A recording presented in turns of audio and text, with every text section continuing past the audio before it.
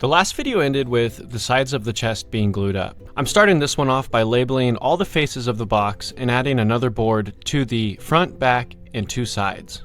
This will give us a little more depth in the chest and will utilize almost all the expensive wood that we bought. On top of this will allow us to do some detail work like adding the legs on the box as well.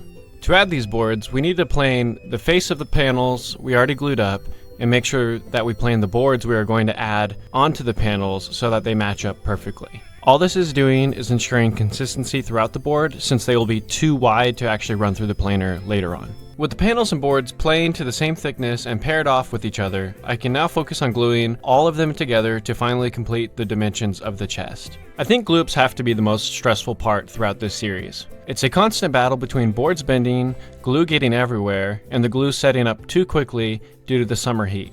I also usually manage to ruin some of my clothes with it as well, and my wife loves to call me out on it when I throw on a shirt with a glue stain under my armpit or on my belly button area of the t-shirt. But alas, I started using a new strategy here called wiping away the excess glue with a wet rag. Yes, it's kind of that easy. It also ensures that I can see the joint where the glue is taking place and thus allowing me to see if the boards are completely in line with each other. This, although I've seen used so many times in my history of watching YouTube and other woodworkers, I don't know why I haven't used it until now. But I did, which means we're improving. And that's all that matters. Moving on. With all the panels glued up, we need to make sure that each opposing side has the same dimensions and that all their edges are squared off to one another. Yes, I'm doing this again on my miter saw. It was at this moment that I remembered my brother-in-law sent me a picture of his DeWalt table saw and was like, hey, you want to borrow this? I don't need it in my house right now. And I reached out to him and begged him for it. Unfortunately, I got impatient and it came the next day. I still did all of the final dimension cuts on my miter saw. Not a good idea. But it worked out in the end, and everything is pretty dang close, might I add. So I'm doing something right, but I know I could be doing it better, and I kind of try to live by that. But my garage is not set up to be a fine woodworker's garage. It is like a scrap something together garage. So you gotta fight the battles that you can fight and cast the other ones out for the future. Now that each opposing side matches each other, we move on to cutting all of the sides together to make them the same height. Preparation here is key. That saying, measure twice and cut once, really matters here. And if I would have waited one more day, I would have had that table saw, and it would have made consistent, easy, quick work out of this. But as I do most of my woodworking on the weekends, that's just too much time to sacrifice waiting around and doing nothing. And as this is my only hobby that I really, really love right now, that means I would have been doing nothing throughout my day. And I just don't like waiting around and doing nothing. I have to be doing something. Unfortunately, since my phone overheated, we lost half that clip, but just trust me when I say they were all cut to the same height as each other. Now we're going to move on to the bottom piece that will be floating above the feet of the chest. Knowing this piece will be recessed into each side by about 1/4 inch, we cut it to its final dimensions and set it aside. Now going back to the sides of the chest, I knew I wanted some legs with a soft curve of some sorts, just to add character but not distract you from the overall chest and its appearance. So I headed into Xcarve and whipped up a couple templates to guide me while I cut them out of the actual sides of the boards. For me to get to this point, it took a couple errors on my end before I gave in to the jigsaw. I first tried using the flush router bit just straight up to see if it would cut through the about 3/4 inch board, and it didn't. So I gave up on that, and then I was hoping to just use the template to guide the jigsaw, but because it wasn't fully supported on both sides, it just wasn't cutting as nice as I would have liked. So eventually I just traced on the template, pulled that away, and then cut it out with the jigsaw. And once I did that, things went very smoothly, and it gave me a lot more confidence in this tool, and I guess now knowledge, to move forward with other projects in the future. Since we cut out bulk of the material just to the line that we drew on with the template, we can now set our router template down and use it to guide the flush cut router bit to ensure that it's cut perfectly and completely in line with the center line that we have marked. The fully finished panel, after we're done cutting it with the guide on it, is then used as the template for the opposing side. This is to ensure that each side is perfectly in line with each other, because our template that we currently have cut might have a minor deviation just due to my problems with marking with a pencil. So this just ensures that it is all perfectly in line. Here is what the sides look like as well. I didn't show this because it's just too much video for our attention spans in the modern day. Now that the legs were cut in, we can put the focus on recessing the bottom piece into the sides of the chest with a dado joint. So with the shelves positions marked, I went ahead and drilled my depth holes that would let me know how deep the router bit should go and just give me that guidance to ensure I'm cutting at the right depth. From there, I set a straight edge up to guide my router and I started cutting away the material. I have to say, during this time I was routing, I have a Bauer router I got at Harbor Freight, and it's definitely strong enough to do the job that I'm putting it through, but holy cow does it get so hot. In between all these cuts and video editing and all that jazz, I was putting this router in our freezer at home just to cool it down, because it actually got so hot it burned my hands minorly, and I've never had a tool get that hot on me from doing 1 or 2 passes. Like, I get it if I'm putting it through its paces and I'm using it for like 10-minute increments or 30-minute increments, but for 2 to 5 minutes, I just don't understand how it gets up to like 150, 160 degrees. It just kind of blew my mind.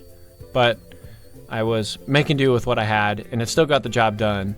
But I'm definitely in the market for a new router because I won't be using this during summertime. Some of you may be wondering why we cut the legs first opposed to doing the dado first, and I wanted to walk you through my train of thought.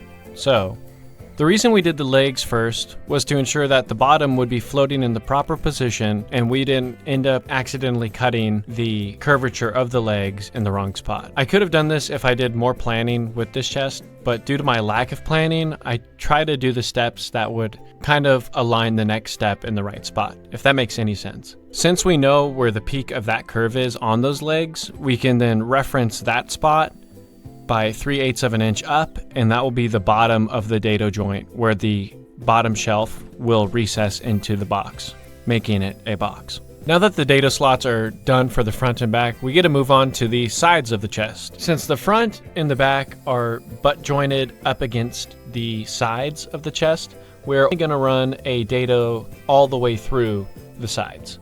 I don't have to be concerned about it floating in the middle like I did the front and the back. If you can't tell, I am trying to use the proper nomenclature for woodworking when it comes to joinery. But I don't know, I guess the real woodworkers will let me know down in the comments if I'm doing a good job or not. Now, with all the sides dados all cut up, we can do a dry fit with the bottom and see how it's all coming together. And yet again, another great moment in woodworking where you start with a couple boards that are all random and rough, and you end up with something that's resembling a chest. With the dry fit being all secured and locked in and it looking good enough for me, I ended up moving on to sanding all the internal faces up to 180 grit. I'm going to skip most of this. I'll just show you a quick little clip because sanding is sanding. We've all seen it. We all know it. It's the most monotonous part of woodworking, but also ends with the brightest tunnel. You know, you get to see the grain pattern pop and the project come closer and closer to being finished. It's a common saying amongst woodworkers, you can never have enough clamps. This saying felt very true in this situation. With the dry fit looking great, we started with a very stressful glue up and started gluing up the entire chest. But don't worry, all of it worked out great, and I just had to pull out every clamp that I had that was large enough in the garage to actually glue up this chest. And somehow it worked out totally fine. I don't know if the woodworking gods are on my side or whatnot, but yeah, I guess my planning and execution is just kind of going along perfectly fine here. So with all the clamps removed and all the glue wiped away, we start on the lid. We have a lid problem, but I have the solution. I guess cue the next clip.